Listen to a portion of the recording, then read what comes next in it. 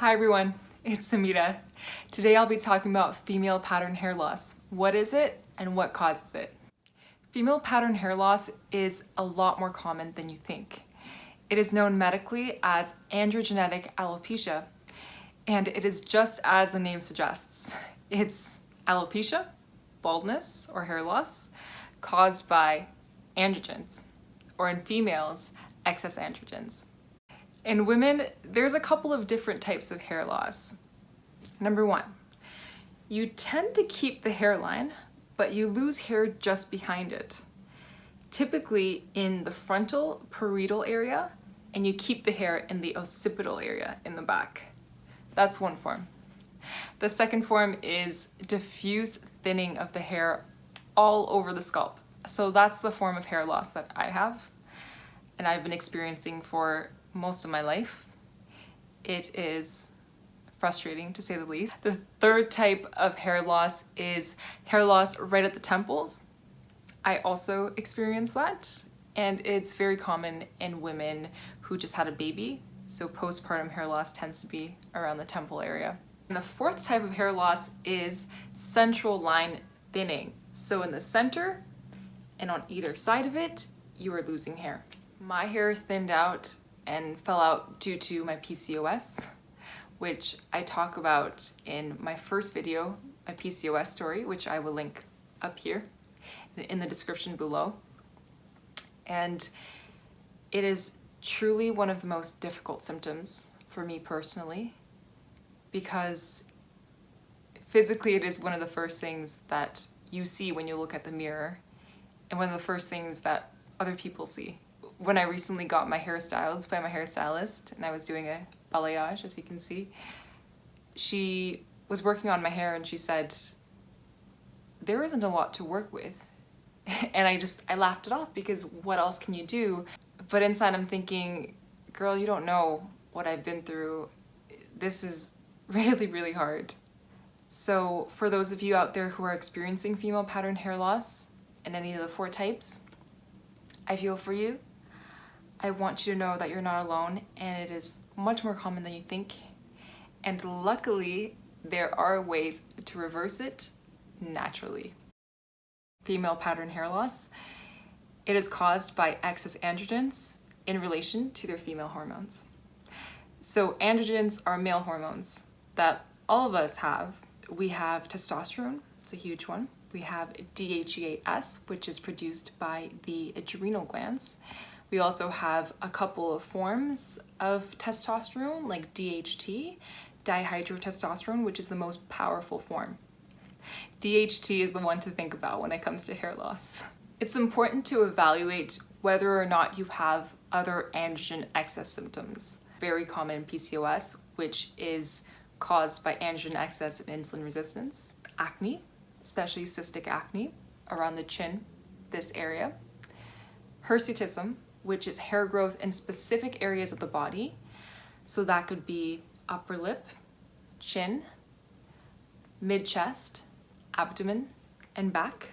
Velvety patches in different folds of your skin. So in your neck, you have these velvety patches, or in your underarm area.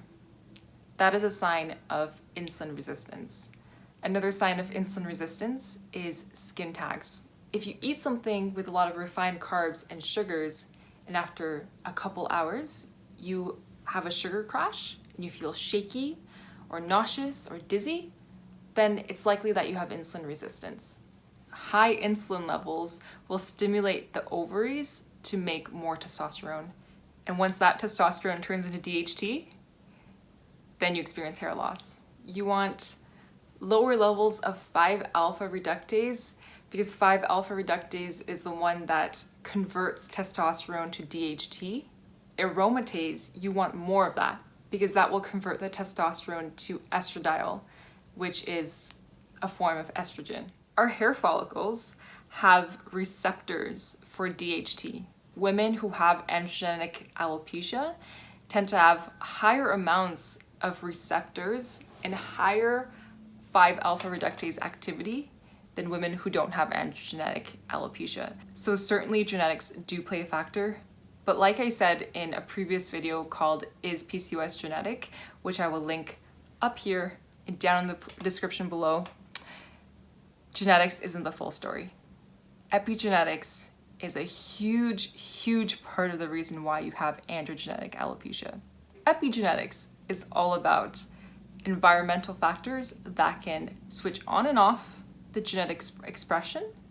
So if you are genetically predisposed and you have higher androgen receptors in your hair follicles, that does not necessarily mean you will develop androgenetic alopecia if your environment did not trigger it. When you have high levels of DHT circulating and your hair follicles are exposed to them, that results in the DHT actually binding to the androgen receptors, causes a change in the hormone receptor complex, which results in two things. Number one, it decreases the anagen phase. The anagen phase of the hair is the part where the hair grows, and after every cycle, the anagen phase will become shorter and shorter. Also, the hair matrix becomes smaller. So the hair actually shrinks and becomes thinner, and it does so after every cycle. So that actually reminds me of when I was 14 or 15 years old back in high school. One of my teachers actually brought this measurement tool that was able to measure your hair diameter. So he measured my hair diameter and the diameters of a bunch of other girls in the class. Apparently I had the thinnest one. And at the time I didn't really understand why. I thought it was just genetics, whatever, but turns out it was because of my PCOS and my androgenetic alopecia. So it's important to ask yourself, are my adrenals producing too much androgens, or is it my ovaries that are producing too much androgens? Or could it be both? For me, it's both. My hypothalamic pituitary adrenal axis is dysregulated, and my ovaries are producing too much testosterone from my insulin resistance.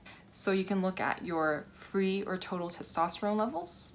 It's not very reliable because your serum testosterone may still be normal while you are having a lot of testosterone in different areas of your body. You can check your DIHYDROTESTOSTERONE levels, which signify whether your adrenals are producing too many androgens.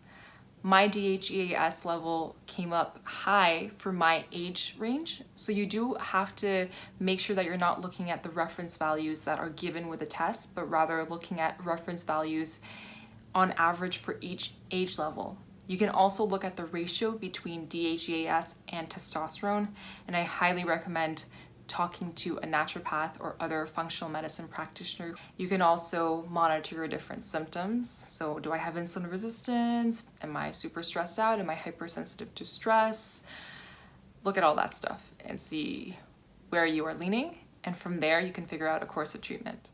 The second video that's coming out next week is going to be all about treatments. I will be talking about some topics that are a little bit controversial, such as the birth control pill and the spironolactone medication, which is often prescribed for androgenetic alopecia and PCOS in general. I will be talking about natural treatments, yay, that are just as effective and have fewer side effects. So be sure to watch out for that. If you learned something from this video, give me a big thumbs up. My head is right over here. Press it, subscribe, because next week I will be putting out that part 2 video and you want to make sure you get notified for it. So also check the bell notification at the bottom to make sure you get notified. I'll see you in the next video. Bye!